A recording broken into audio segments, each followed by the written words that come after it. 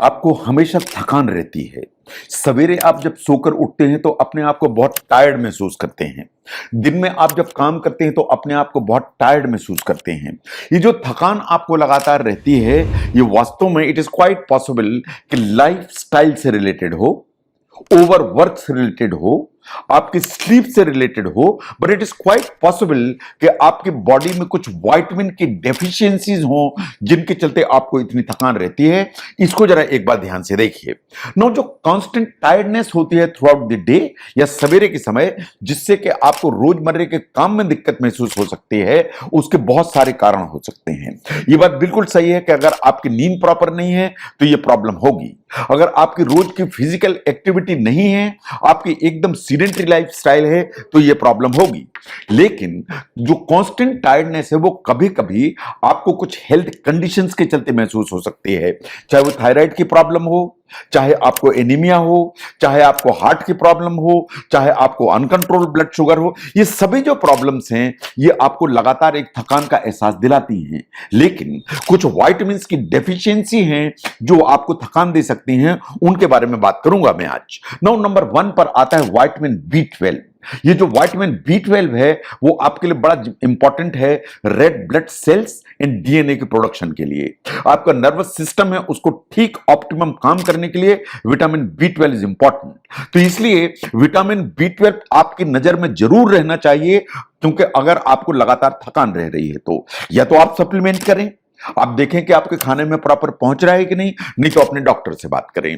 जो food sources हैं important, they are fish, meats and eggs. इसका मतलब है कि विटामिन B12 की जो मेन सोर्सेज हैं वो नॉन वेजिटेरियंस हैं। वेजिटेरियन सोर्सेज में विटामिन B कम मात्रा में होता है।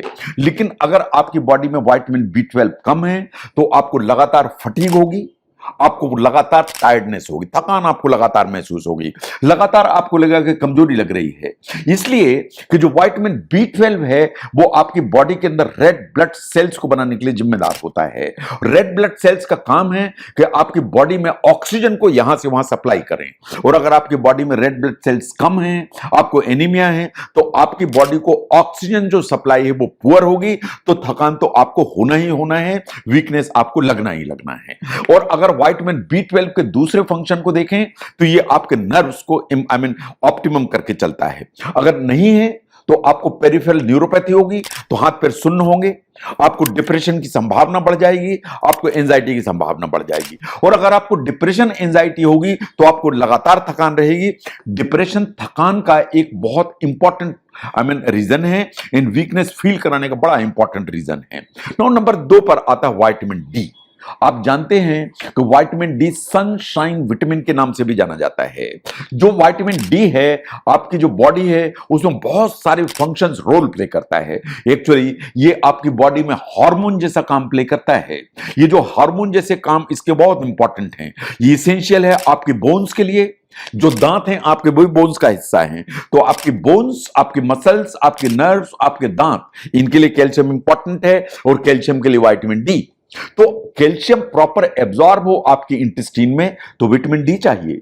जो ऑप्टिमम फंक्शनिंग है ऑफ द नर्वस सिस्टम, उसके लिए विटामिन D चाहिए। अगर आपको विटामिन D कम है बॉडी में तो आपको लगातार थकान रहेगी, टायर्डनेस आपको हमेशा लगेगी। और ये कुछ ऐसा सिम्टम है जो आप लगातार ओवरलुक करते हैं। बहुत सारी स्टडीज ने पॉइंट आउट किया कि विटामिन D अगर आपकी बॉडी में कम है तो फटीग आपको होगी ही होगी। तो अगर लगातार थकान है, कमजोरी है, फटीग है, और कोई दूसरा कारण नहीं है, तो विटामिन D को एक बार ध्यान से देखिए, अपने डॉक्टर से बात करिए। उनके जो बेस्ट सोर्सेज हैं उन पे ध्यान दीजिए। जो फिश है इन पर्टिकुलर, जैसे सैल्मन फिश है, उसमें बहुत अच्छी मात्रा में विटामिन D होता है। कॉड लिवर ऑयल में होता है। एग जो आप खाते हैं, एग योक में होता है। पूरा एग खाइए, अगर आप योक निकाल के फेंक देते हैं आपको विटामिन D नहीं मिलता। जो मशरूम्स हैं, फोर्टिफाइड फूड्स हैं, उन सब में विटामिन D ठीक मात्रा में होता है। Now third is the vitamin C। ये हमेशा ओवरलुक होता है। हम जानते हैं कि जो विटामिन C है, हमारी जो बॉडी है उसकी इम्यूनिटी को बूस्ट करने की ताकत रखता है। ये हमारी स्किन, हमारे हेयर, उसकी जो एक हेल्थ है उसके लिए इंपॉर्टेंट है। लेकिन विटामिन C अगर आपकी बॉडी में कम है तो सबसे पहला जो सिम्टम है वो होगा टायर्डनेस एंड फटीग। जो अगर टायर्डनेस एंड फटीग है तो विटामिन सी में बी द रीजन। जो विटामिन सी है और भी है, जो आपकी इंटेस्टाइन जो आयरन को एब्जॉर्ब करती है उसमें विटामिन सी हेल्प करता है। विटामिन सी आपकी बॉडी में ऑप्टिमम है तो रेड ब्लड सेल्स को बनाने में मदद करता है। जो रेड ब्लड सेल का फंक्शनिंग है उसको ऑप्टिमाइज करके चलता है। तो विटामिन सी नहीं है तो उसमें भी कभी कभी एनीमिया डेवलप होने की संभावना हो जाती है।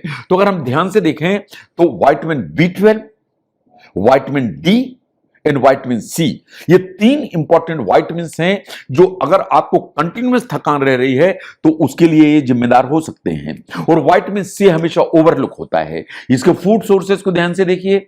जितने आप सिट्रस फ्रूट्स खाते हैं, चाहे वो संतरा खाएं, मौसमी खाएं, इनमें सब में विटामिन सी है।